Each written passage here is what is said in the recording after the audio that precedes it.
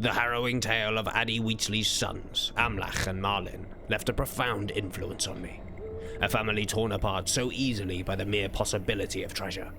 It was easy to blame the loss of these innocent lives on their ignorance of the region and greed, but this would gloss over the reality. The poor souls had been extinguished by pale whites, whose existence relied solely on the Witch King and its domain in Angmar. To see their deaths as anything but unnatural would be wrong. However much I wished to, I would not be able to alter the Barrow Downs significantly. I would warn those who listened and save who I could, but had to accept that I would not purify the great burial site. While I thought on this all, I was reminded of a conversation I had had with a naive young man named Tad Leafcutter. I had met him outside the hunting lodge in Bree, where he had displayed a somewhat rosy view on the Barrow Downs, showing interest in its treasures and lore while ignoring the apprehensions originating from the hunters of Bree to enter the place and their ideas of a curse. Much reminiscent of Amlach, I was unsurprised to hear that Tad's father was named Newbold. It was too much of a coincidence to not be the same Newbold that had told Amlach of the treasure buried within the Barrow Downs, and had given him the map he had been so interested in. I withheld any darker suspicions, but was certain to pay attention to the name. Another incident involving the name Newbold would demand further investigation. Suspicious or not, Tad was eager for some of these treasures to be brought back. Driven by the thought of another young man entering this forsaken land, I scoured a few of the barrows in search of anything of interest. My search encapsulated Houth Tynethond. The barrow contained wights whose flesh was yet to slough off their skeleton, but also unique large spiders. The thick curtains of ivy which flourished here renewed my earlier convictions of life's prevalence, even in the most inhospitable of places. The wights and spiders were no great challenge, and we had soon filled our packs with an assortment of treasures. The return to the surface was welcome, but our joy at seeing the pale tendrils of the sun's light through the thick mist of the Barrow Downs was soon outdone by our view of the lush green rolling southern Bree-fields. Finally, out of the dread barrows and now a good distance away from the pressing and ominous old forest, we set our tired eyes on the edge of Bree, still visible in the distance. The ride along the well-trod road connecting Bree with Buckland, through land we had already liberated from cruel bandits, was a pleasure. The air was rich with life, and the wind blew through the trees like a healthy breath, and within no time we found ourselves climbing the fast-becoming familiar street leading from the west gate of Bree, under the inn gate, all the way to the feet of the squat but homely Prancing Pony Inn. Although exhausted, I felt a rising fire of excitement build up, only for it to be doused by my check-in with Barlaam Butterbur. I could tell the man was busy, though I wondered if he mightn't be less so if he spent less time speaking of it. The proverbial dousing was completed by the news that Strider had left, seemingly with the hobbits he had found in tow, including the Mr. Undale, or who I now knew as Frodo Baggins. The news was disappointing to me, but apparently it had pleased a man, or wizard, known as Gandalf. This Gandalf had asked Barlaam to send to him anyone who was looking for Strider. Before I sought him out, however, I ordered myself a frothy beer and a bowl of hearty stew, took it to a sturdy table, and enjoyed the talent of a nearby musician while I mulled over my own feelings of discontent. I realized that the rising excitement I had felt upon entry to the Prancing Pony were caused by my desire to tell the impressive Strider of what I had encountered in the Barrow Downs and Old Forest. I had been eager to prove myself to him and show my usefulness. His disappearance alongside these 4 hobbits suggested vital importance, which inadvertently diminished my own experiences and placement in what might be a far grander story which was still unfurling. I now knew help was needed in the north and Agermauer in the east, and had already intended to see what aid I could provide in the Shire and Ered Luin, not forgetting various tasks that still lay within the confines of the Bree-fields. Yet I could still not help but feel slight bitterness at not being wholly involved with what seemed like the greater tale. My fear in being relegated to what I thought of as a simple defender of the people immediately made clear my own shortcomings. What could be more honorable and just than a defender of the people? I was disgusted at my own greed, not for treasure, but for adventure, for greater blood and mightier foes. It was for the people that I acted the way I did, for their defense, and I'd already begun to forget that. Reinvigorated, I was suddenly ready to meet this Gandalf, prepared to prostrate myself at his feet in repentance of my own behavior. I strode toward his room, ready to accept whatever role had been put before me, no matter how small. Why do you disturb me? Unlike Tom Bombadil, whose identity I was still unsure of, Gandalf was the spitting image of a wizard, down to the pointed hat. He resembled all that my childhood wonder had conjured at the telling of old legends and tales. As I had expected, Strider had left on urgent business. To my surprise, however, Gandalf was confident that the news I had gathered was equally so. Angmar's rise worried the wizard, but did not distract him. I need your assistance. According to him, his task concerned the fate of all Middle-earth, and who was I to question him? The trust he then put in me was a shock. To hinder the Witch King's plans was now my burden. The ever-elusive, nightmarish foe, one who had caused immeasurable devastation to these lands over 1,000 years ago. His plans, his machinations, his devious, endless plotting was to be the target of me, Malvagil, a man from Archet.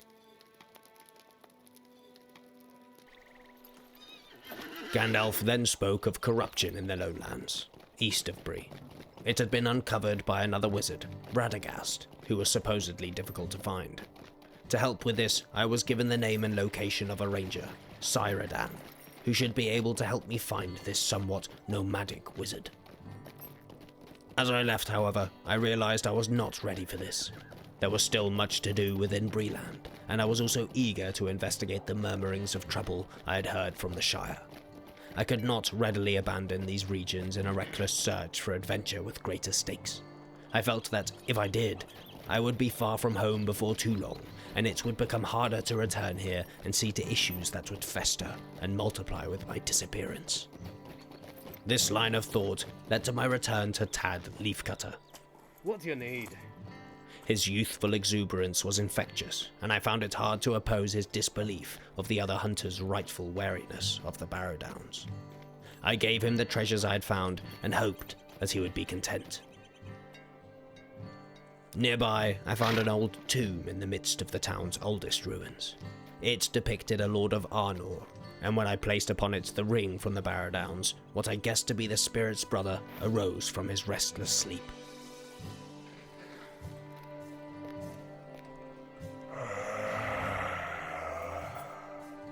I could not pretend to understand this tale well, but I had done what was asked of me, and the two brothers would now finally be able to find peace. But that was not quite the end of it, for soon after I received a letter from Mayor Graham Tenderlarch. He had previously encouraged me to travel to Trestlebridge to aid with its defense against orc raiders and brigands, but now it seemed he wished to thank me. How can I be of service? The spirit I had helped achieve rest had apparently been a cause for commotion in Bree, often taking to wandering its streets, distressing the town's residents. After my actions, it was to be seen no more, and Graham wished to thank me for this duty. Following this, I set about scouring the streets of Bree for any remaining strands of need. I had to stay busy. Knowing the extent of my burden was not comfortable, so I tried to forget it. I felt drawn to the gate that looked out on the road between Combe and Staddle, where I'd re-established trade between the two villages. Pipeweed from Lolo Wending Way for honey from Burl Beeman. At the time, I'd looked upon Bree's walls and known that my time within them would come. Now it appeared that my time was almost over. This melancholy mood was displaced for the time being by Bruna Stoutthrush and Clayton Cole. Bruna had a good heart. Stay and hear me out. The victims of those affected by the brigand raids had told him of their plight.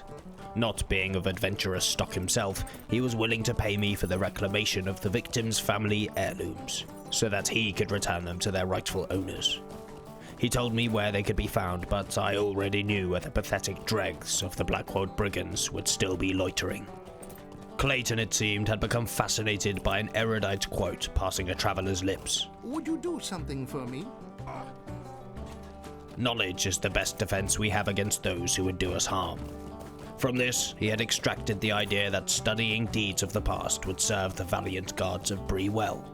As a lad in Archet, I often relentlessly questioned many of the rangers that passed through the town for lore concerning the wider world. More recently, I had also unearthed ancient texts and inscriptions that lay among the numerous ruins Humphrey and I had visited.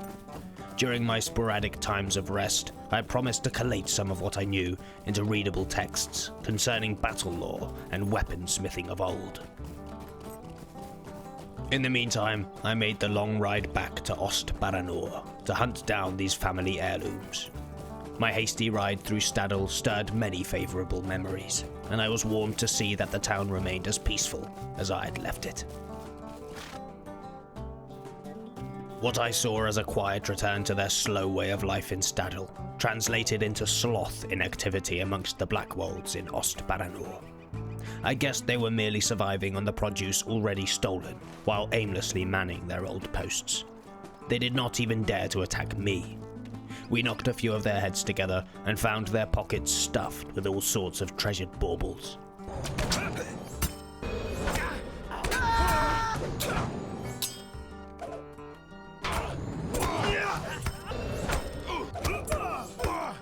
I was unsure as to how Bruno would find their owners, but was glad it would be him, and not me. There was already too much to do. Being nearer than ever to the so-called Bree homestead, I decided to knock a long overdue task off my list.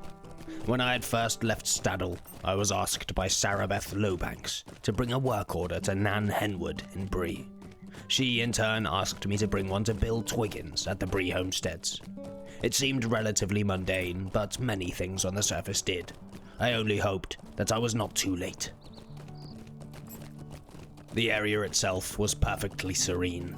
A small slice of peace, tucked safely away from prying eyes and grasping claws. Were I not the person I was, it would have been hard resisting the temptation to settle down here, ignorant to the rising threats all around. Blissful, but useless. But perhaps still not as useless as Bill Twiggins. Greetings, friend. I was stupendously late with the work order, yet the man was still not prepared.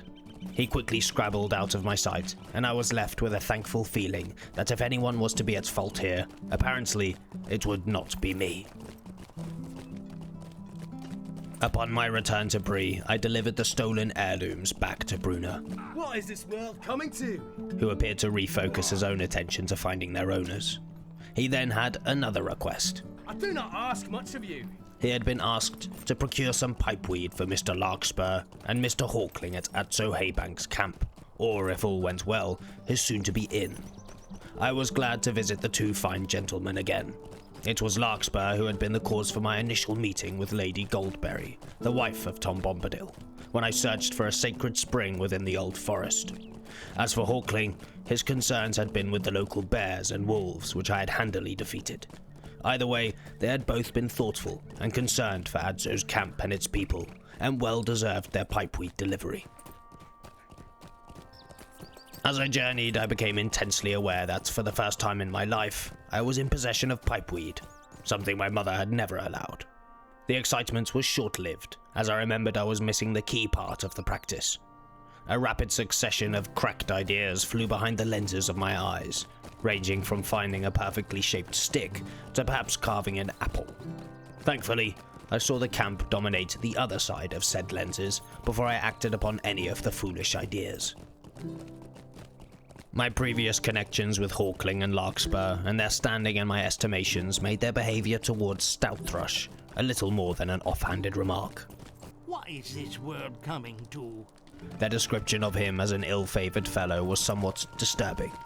He had done nothing against me, but his altruistic returning of stolen family heirlooms was called into question.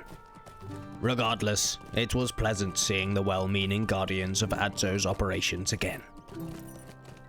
This pleasantness was contrasted sharply with Bruner's near abandonment of his kindly attitude when I next spoke to him. Will you let me speak my piece? His aggravation toward the decent Leecher Cartwell, who was simply using his healing stores on those who needed it, derogatory naming of him as the Leech, and his demeaning description of Hodrick Bracegirdle, a most ordinary hobbit, all revealed a truer side of the man. Even so, making sure Leecher had what he needed to help the Bree-landers was the right thing to do. At worst, Bruner was a selfish man, keen to make personal gain with his dealings, but he was not evil. I would rather cut out the middleman, but in this case, it was because of him that I was alert to the issue.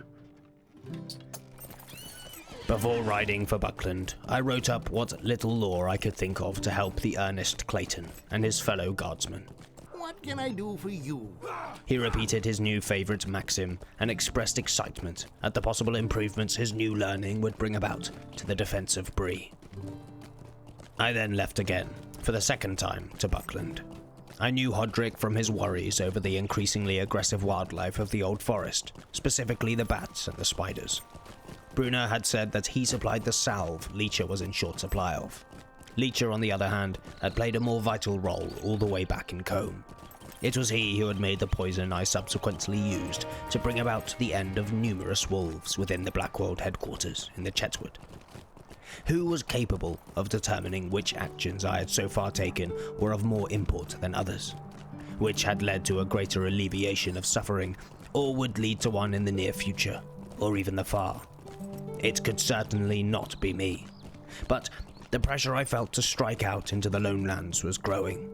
The chance that I would be too late to act on something momentous could only grow. But the chance of missing another similar event could not be ignored. So it would be Buckland for now.